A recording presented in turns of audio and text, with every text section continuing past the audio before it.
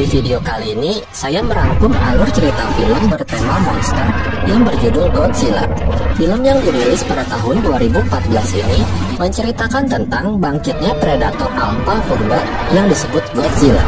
Monster tersebut bangkit untuk menghadapi monster serangga raksasa yang disebut Muto. Tanpa berlama-lama lagi, langsung aja kita masuk ke alur ceritanya. Tahun 1999, dua orang ilmuwan monark bernama Ishiro Serizawa dan Vivian Graham datang ke sebuah tambang di Filipina. Mereka diundang untuk menyelidiki amblasnya tambang yang menyebabkan 40 pekerja tewas. Di dalam tambang, Serizawa menemukan sebuah kerangka besar. Mereka juga menemukan dua spora atau kepompong raksasa. Yang satu tidak aktif dan yang satunya telah menetas dan jejaknya mengarah ke laut.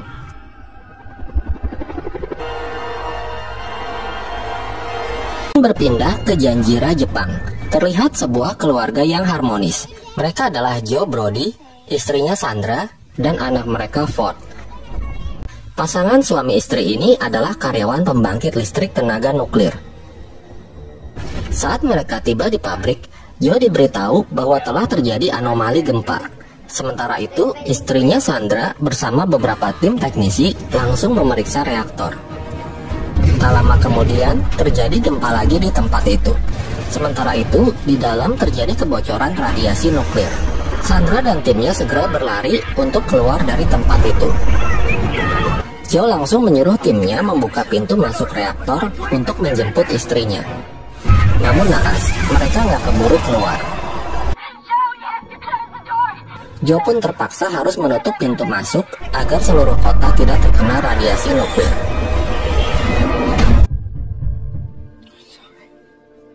Dari gedung sekolahnya, Ford melihat pabrik orang tuanya hancur akibat gempa. 15 tahun kemudian, Ford menjadi seorang perwira Angkatan Laut AS. Dia baru saja pulang dari tugasnya dan kembali ke rumahnya di San Francisco. Saat tiba di rumah, ia disambut oleh istrinya Elle dan putranya Sam. Suasana rumah pun menjadi hangat karena Ford dan Ellie pemanasan. Namun tak lama kemudian, mereka dapat informasi kalau ayahnya Ford ditangkap karena masuk zona karantina di Janjira, Jepang. Dengan berat hati, Ford meninggalkan keluarganya lagi dan malam itu juga dia pergi ke Jepang untuk menemui ayahnya. Sesampainya di Jepang, Ford langsung ke kantor polisi dan membebaskan ayahnya.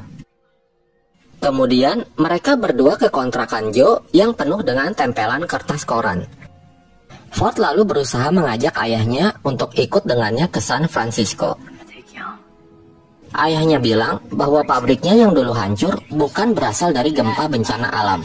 Ia berniat mengambil data di rumahnya dulu untuk mencari tahu kebenarannya. Akhirnya, Ford menemani ayahnya kembali ke rumahnya dulu yang ada di zona karantina. Di sana, Joe melihat beberapa ekor anjing yang sedang berlarian. Hal itu menandakan bahwa udara di tempat itu udah steril.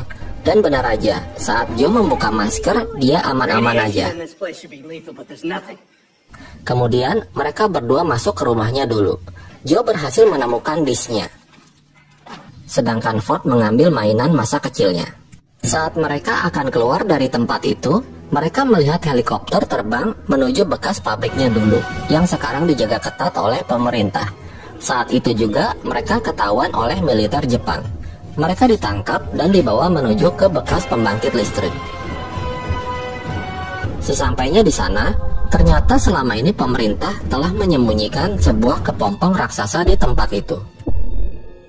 Kepompong tersebut adalah hasil penetasan spora di tambang nuklir Filipina 15 tahun yang lalu. Tak lama kemudian, kepompong itu memancarkan gelombang elektromagnetik yang sangat kuat hingga membuat gangguan listrik di sekitarnya. Dr. Serizawa akhirnya sadar bahwa kepompong itulah yang telah menyebabkan kehancuran di pabrik PLTN 15 tahun yang lalu. Dr. Serizawa lalu menyuruh tim peneliti untuk menghancurkan kepompong tersebut dengan listrik bertegangan tinggi. Bukannya hancur, kepompong itu malah berubah menjadi monster serangga raksasa yang disebut Muto.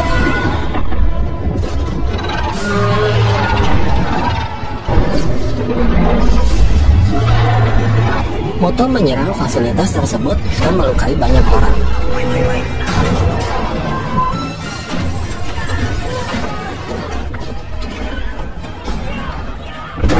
Setelah itu, Muto mengepakkan sayapnya dan pergi. Keesokan harinya, Satgas Angkatan Laut AS mengambil alih masalah ini. Serizawa lalu meminta agar Ford dan ayahnya ikut membantu mereka.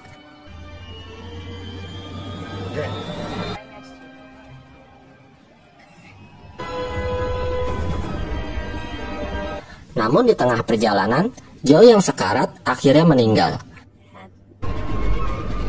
Di markas Angkatan Laut, Serizawa dan Graham menjelaskan pada Ford bahwa pada tahun 1954, kapal selam nuklir AS tak sengaja membangunkan monster predator alfa purba yang disebut Godzilla. Setelah itu, organisasi rahasia Monarch didirikan untuk mencari dan mempelajari Godzilla. Serizawa juga bilang, 15 tahun lalu mereka menemukan fosil monster lain yang telah dibunuh oleh Godzilla. Namun salah satu bayi spora monster itu telah menetas dan keluar menuju pabrik PLTN di Janjira, Jepang, karena makanannya adalah radiasi nuklir. Ford sangat menyesal karena selama ini menganggap teori ayahnya gila. Sekarang mereka tidak tahu keberadaan monster itu. Namun Serizawa percaya hanya satu yang bisa menyelamatkan mereka, yaitu Godzilla.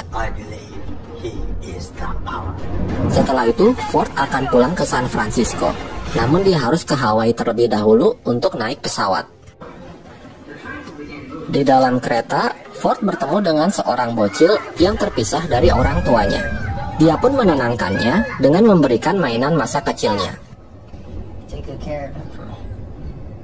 Sementara itu, Laksamana William Stans mendapat informasi bahwa Muto telah menyerang kapal selam milik Rusia dan membawanya ke Hawaii. Tentara militer yang dikirim berhasil menemukan Muto yang sedang memakan bom nuklir. Mengetahui itu, pesawat tempur lalu dikerahkan untuk menyerang Muto. Namun begitu pesawat tempur mendekat, Muto langsung mengeluarkan gelombang elektromagnetik yang menyebabkan listrik di sekitarnya padam dan menjatuhkan pesawat tempur itu.